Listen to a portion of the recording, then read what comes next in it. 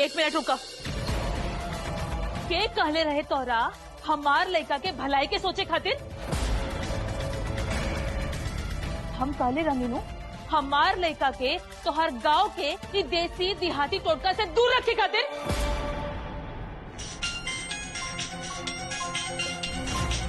सबके होकी करब हम खिलाफ केस, जान से मार देब हम, जान से। केकरा जान से मारे के प्लान बा वाचस्पति बाबू?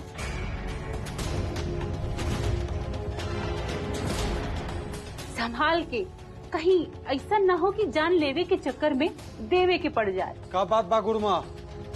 इतना दिन बाद कौन खेल खेले आयल बानी? पुरान खेल के गोटी कुछ जगह फिट नहीं खे बैठल रहे, वही बतावे आयल रही आपके का बुझाता? श्यामा के धोखा से ब्याह करा के आप आपन बदला ले ली।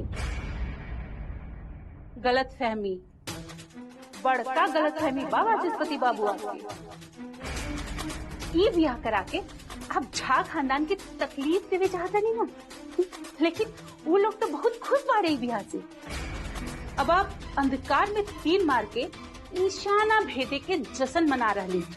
आपके तीर निशाना से चूक गए। लेकिन एक बात तक कहे की पड़ी वाचस्पति बाबू, आपसे बेसी समझदार तो आपकी बेटी बिया, साच चिन्हे आवला ओकरा निम्मन से। हमार दीदी ममता झा के तने दिक्कत रहे बिहार से, लेकिन वो बेटा मिलके ओकरा के मनावे के पूरा प्रयास कर रहल बाड़े। अब तक तनी मनी दीदी भी पसंद करे लागल बाड़ी झा। ऊ ममता झा चिकरा के पतोह के रूप में दुधिया गोर लड़की से नीचे कुछ मंजूरे नहीं खे रहे। ऊ सावर अब बदसूरत लड़की के आपन पतोह माने जाती है, वो खुशी खुशी। कितना आश्चर्य की बात बा हानु। गुरुमा, हमर घाव कुरेदे के प्रयास न करी। याद रखी, हमरा से चालाकी बहुत भारी पड़ेला लोग के। सीधा अपन आवे के उद्देश्य बताई। उद्देश्य बा आपके भलाई।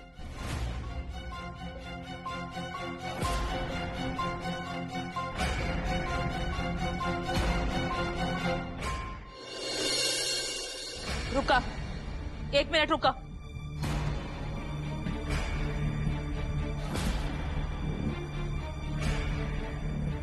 के कहले रहे तोरा हमार लड़का के भलाई के सोचे खातिर? पहले वो पानी के पट्टी और अब तोहार गांव के ई उल जुलूल सामान। अरे सूप कैसे बनावल जा रहा तोहरा मालूम भी बा का? हम कहले रंगीनू हमार लड़का के तोहर गांव के ई देसी देहाती टोटका से दूर रखे खातिर। अब का हमार बेटा के प्राण लेके मानबू तू? अगर जरूरी पड़ी तो प्राण लेवे से भी ना चूकब हम। अपन बेटी की अपमान के प्रतिशोध लेवे खातिर कुछ भी कर सकेली हम, कुछ भी। ई डलली हम आग में मिट्टी का तेल। कुछ भी माने जे कुछ भी श्यामा निखिल के देले हुई वो जांचे पर रख के नु देले हुई। हमू तो पिया तनी। एकदम जानल परखल उपाय बा वाचस्पति बाबू। अगर आप अपन बेटी के न्याय दिलावे चाहता नहीं तो ऐसा मौका दोबारा ना मिली। 797701 ई बा श्यामा के नया नंबर। निखिल, अब का तू हमरा समझाइबा? बंद करा हर बात में ये लड़की के पीठ थपथपावल। बंद करा ये सब कुछ। अशांति के ढेर फैलावे के कोनो जरूरी नहीं थे। बुझाई तोरा के असली अशांति के दर्शन त अब हम तहरा कराई ममता झा। तरस देबू तू शांति खातिर।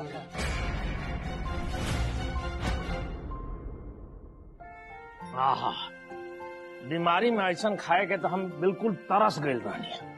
ममता तू चख के देखा। वाह का स्वाद बा।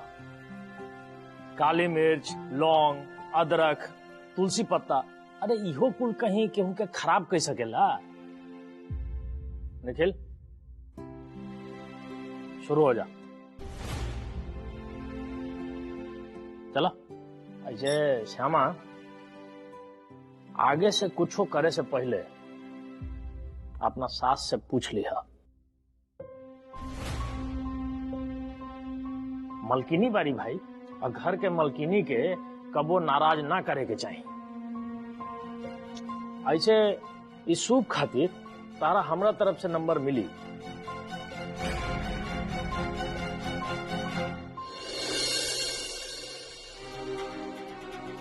बुझाता कि मौसी फिर से कोनो गड़बड़ कर देली।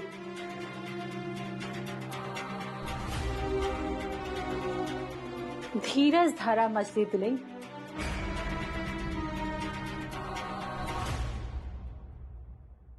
मौसी अब हाली से एक खबर सुनाई। सब सूप सूप हो गई। वाचस्पति मिश्रा के ऐसन आग लगा के ऐसन आग लगा के कि अब ना ओकरा के भूख लगी और ना ही नींद पड़ी। लेकिन मौसी, श्यामा के ओकर मौसा जी से बात होगी कैसे? और कैसे? श्यामा के नैका नंबर दे के आयल बानी। बस अब तू देखत जा, घर आग के मिला के आयल बानी। खाली बादल तक कि आसमान तक।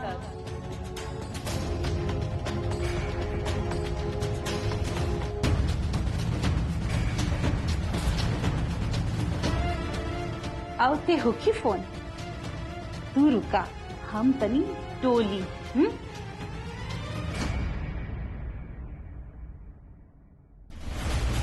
निखिल, हमरा के वो अनपढ़ गवार लड़की से माफी मंगवावे के तहरा के बहुत भारी पड़ी।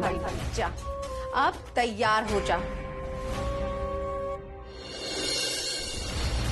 इतना आसानी से तो ना छोड़ा हम उठा परिवार की खुशी खुशी या शांति तो छोड़ा, आराम भी तार छीन ले ममता झा, आराम भी छीन ले।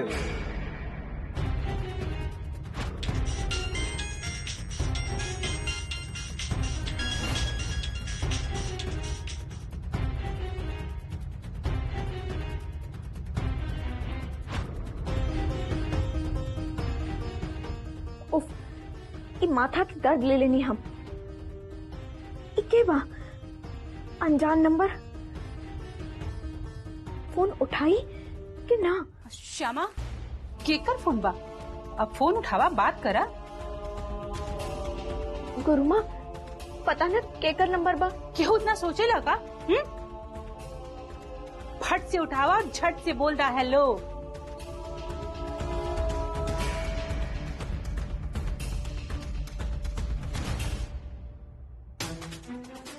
हेलो। अरे हम तहार मौसा जी बोला तनी। एक मिनट। अब श्यामा, तहार वाचस्पति मौसा जी के फोन बा। अरे ला, बात करा।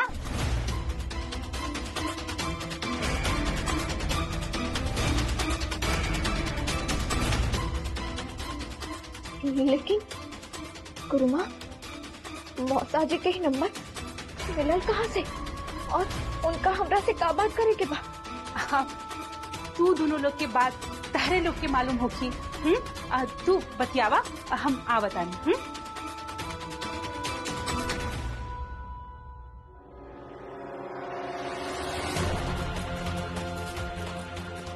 हेलो हेलो श्यामा,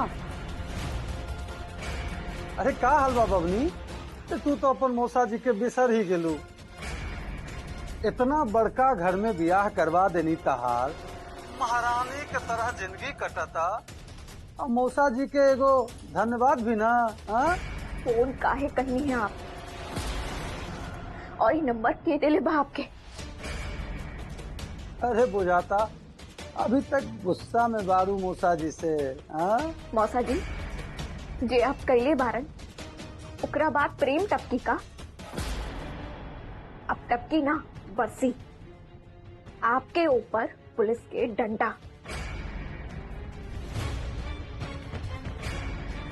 अरे ऐसा का कर देनी हम हो? ऐसा तो कुछ ना बुझाता। जमीन से उठा के आसमान में बैठा देनी, एकर परिणाम में पुलिस के डंडा। भलाई के तो जमाना ही नहीं के। हम कहले रहनी आपके, केहू कहले रहे आपके कि हमार बेटी के महारानी बनावे के। श्यामा, बाप अमोसा में कोनो अंतर ना होला बबनी। तहार बाबूजी ना कहले रहनी हमरा, लेकिन एक मौसा होके के नाते अपन बच्ची खातिर निम्न घर भर चुने के अधिकार न रहे हमार। मौसा जी, निम्मन और धोखा में बहुत अंतर होला। निम्मन नइखे कैले आप, धोखा कैले बारन धोखा, और ओकर सजा मिलके रही आपके। अरे बबनी, उहे तो अपराध बोध खैले जा रहा बा हमरा। फोन रखी आप, आपसे बात नहीं के करे के हमरा। Hello hello hello Shyama, Shyama phone मत कटिया बबनी, एक बार हमारी बात सुन ला, एक बार। 1 मिनट बा आपके पास, बोली हाली से। श्यामा, तारा से मिले के बा हमरा। का? अपन अपराध के क्षमा मांगे के बा, अपन पाप के प्रायश्चित करे के बा। अच्छा, इतना दिन से का करत रहनी है फिर आप?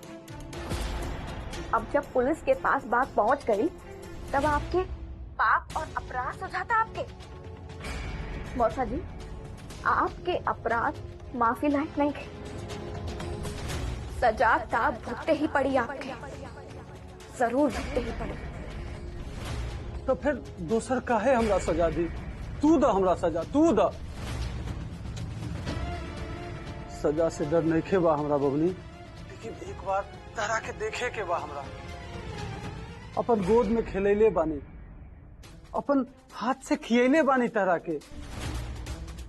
एक बार मिला बबनी हमरा से, एक बार मिला, ओकर बाद टांग दा हमरा फांसी पर। ओकर कोनो परवाह हमरा नहीं खे, कोनो परवाह नहीं खे।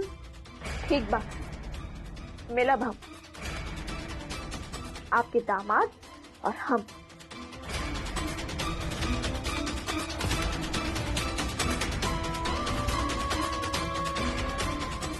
दामाद?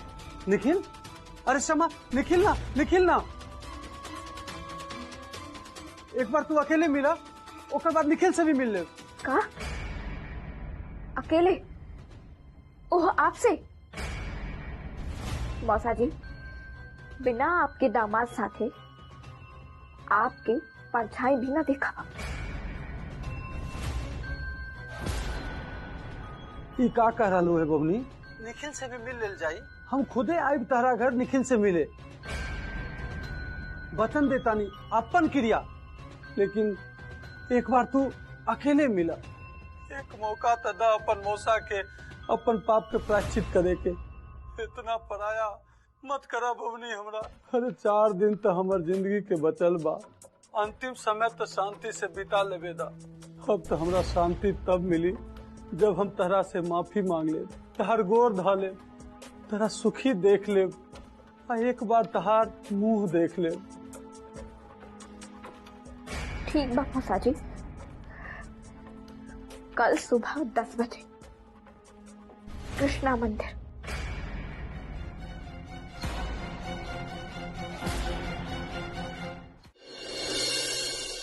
एकदम टाइम से पहुंच जाएगा हम।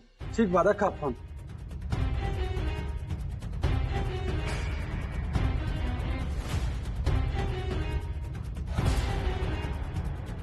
समय कम बा, ये लड़की तब दोबारा मिले खातिर आई ना। मने जे करे के बा, ये काल ही करे के पड़ी। वो झा फैमिली के तो खुशहाल हम रहे ना दे, और ई खातिर अगर श्यामा के बलि भी देवे पड़ी तो वो सही।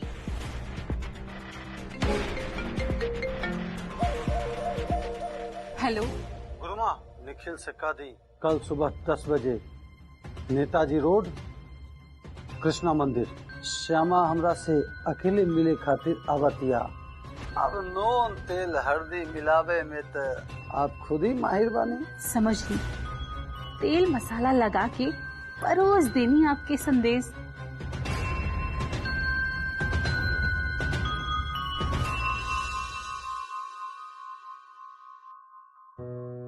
छोटका मालिक कैसन बनल बा?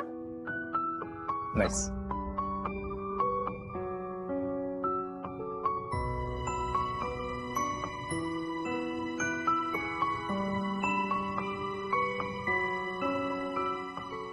अरे श्यामा,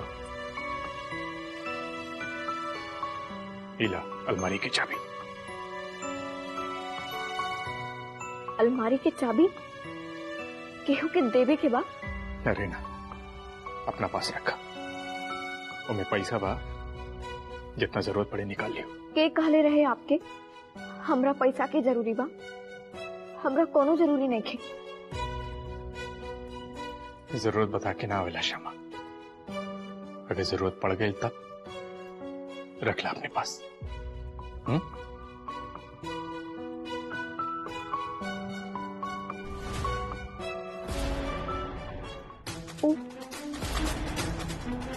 निखिल, हमने सन के लेट होगा था। वी आर ऑलरेडी लेट। चलो एक सेकंड। हाँ बोला श्यामा। वो आज अरे निखिल, एक बार घड़ी का देख ला, हमने सन पहले से अपना लेट बानी सन। चलो जल्दी। भैया एक सेकंड रुकी ना। बताओ श्यामा, क्या बात बा? निखिल, अरे घर वाली सन के सब बात सुनना जरूरी नहीं खे। अरे शाम में आके आराम से बतिया लिया, हमरा के ना देखे लगा तू। अभी चला, लेट होता। भैया बस 1 मिनट की बात बा। अरे श्यामा, अभी हमनी सन के लगे 1 सेकंड भी नहीं खे, लेट होता। चला निकल तू। निखिल चला, बहुत लेट होगा था। चला भैया एक सेकंड बात। भाई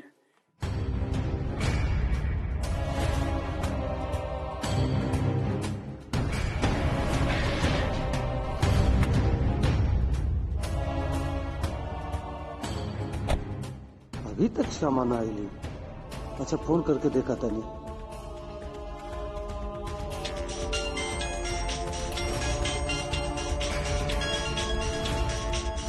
अगर इनका से बिना बताइले हम उनका से मिले गई नहीं तो अनर्थ हो जाए। श्यामा, कहाँ बाबा अपनी हो? हम आवतिया, इंतजार करिए आप। कितना टाइम से आगे लेता हर मोसा। आबा बबनी आबा, का कहीं सीना के बोझ बर्दाश्त नहीं के होता।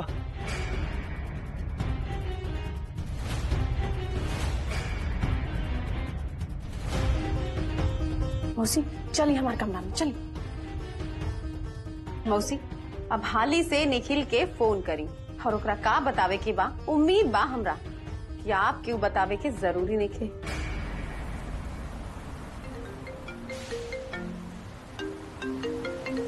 मौसी, ये मौसी का ये फोन कर दिया।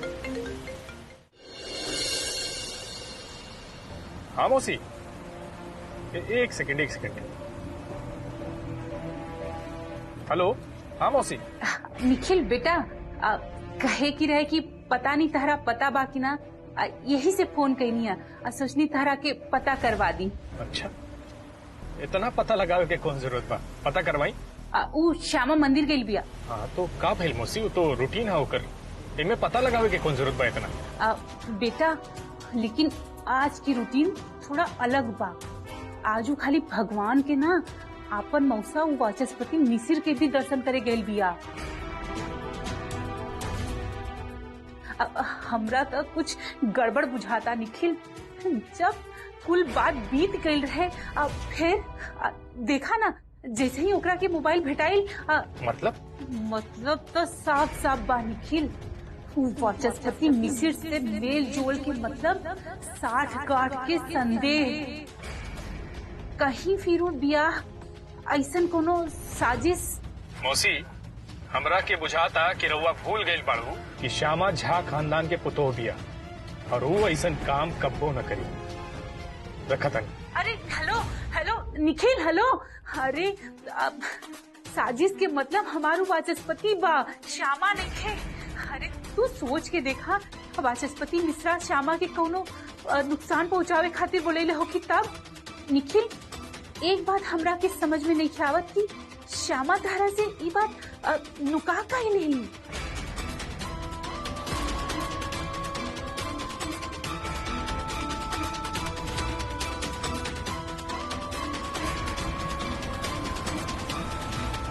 अरे निखिल, गाड़ी क्या घुमावता रहा? कृष्णा मंदिर।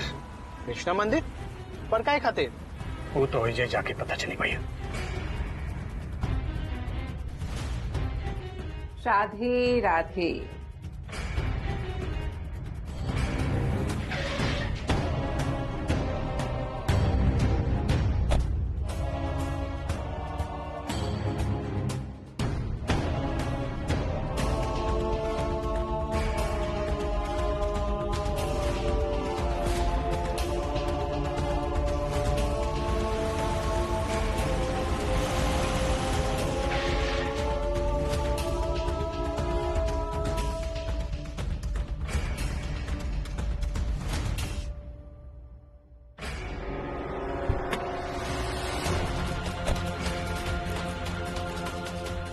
आप ऐसा आदमी के था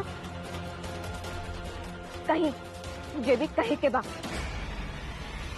मौसा जी समय नहीं के हमरा लगे